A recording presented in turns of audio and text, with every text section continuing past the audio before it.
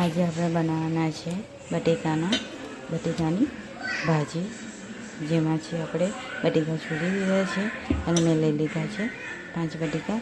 આપણે એને હવે ધોઈ કાઢીશું, પછી આપણે એને બાફા મૂકી દઈશું. ચલો ધોઈ કાઢીએ.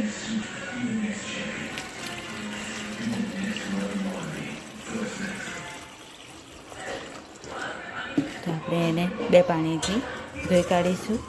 2 પાણીથી સારી રીતે ધોઈ કાઢીશું. મેં બટેકા ધોઈને ફ્રેશ કરી લીધા છે, ધોઈ લીધા છે અને કટ કરી લીધા છે. હવે આપણે એને પાણી બોઇલ કરવા મૂકેલું છે. આપણે એની અંદર બટેટા આપણે એડ કરી દઈશું. આપણે બટેકા બફાઈ જાય પછી આપણે એને બનાવીશું. હવે બટેટા બફાઈ ગયા છે, જોઈ શકો છો. આપણા બટેકા બફાઈ ગયા છે. મેં એક બાઉલમાં કાઢી લીધા છે. આપણે મેં લઈ લીધું છે હળદી પાવડર 1 ચમચી, મરચું લાલ, મીઠું અને જીરું, સ્વાદ અનુસાર મીઠું, અને આપણે ટમાટર, કઢી પત્તા અને આદુ મરચાંની પેસ્ટ આપણે તૈયાર કરી લીધી છે. તો અમે તપેલી ગરમ કરવા મૂકી દીધેલી છે. આપણે એમાં જીરું નાખીશું. આપણે જીરું બરાબર શેકાય એટલે પછી આપણે એમાં તેલ નાખીશું.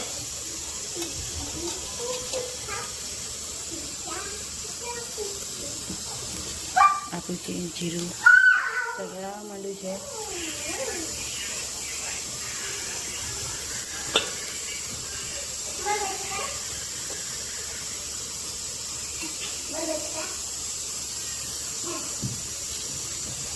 મેં 2 ઘડી લંડરેલી છે.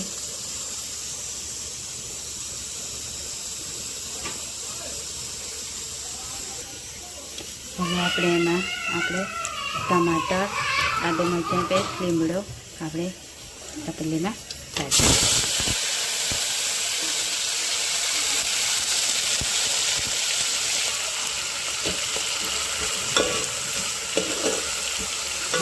આપણે ટમાટર બરાબરને શેકાવા દેવાનું છે. એટલું સરસ એને આવી છે. એમાંથી બરાબર શેકાય એટલે આપણે એની અંદર મસાલા એડ કરીશું. તો આપણા ટામેટાં સોફ્ટ થઈ ગયા છે. હવે આપણે એમાં મસાલો એડ કરીશું. લાલ મરચું, હળદી પાવડર અને સ્વાદ અનુસાર મીઠું. આપણે મીઠું એડ કરીશું. હવે આપણે મસાલા બરાબર શેકાવા દઈશું.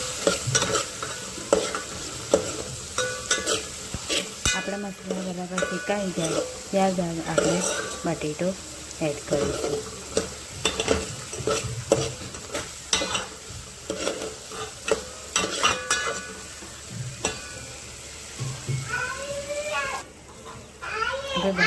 આપણે ટમાટા બરાબર શેકાય છે.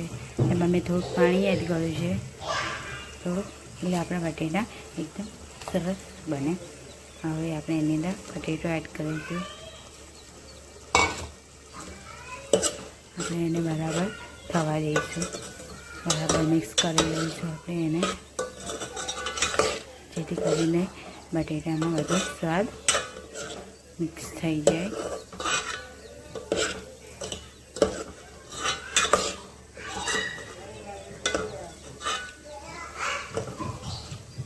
જો આપણા બટેકાઓ કેટલું સરસ બની ગયું છે.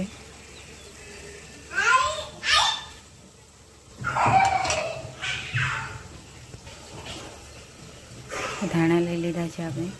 હવે ધાણા એડ કરીશું.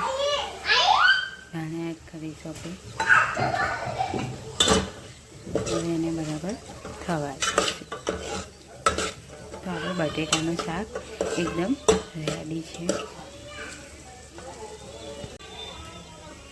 હવે આપણે બટેટાનું શાક એક બાઉલમાં આપણે સર્વ કરી લઈએ. તો ચાલો આપણે બટેટાનું શાક સર્વ કરી લઈએ. કેટલું સરસ દેખાય છે આપણું બટેટાનું શાક.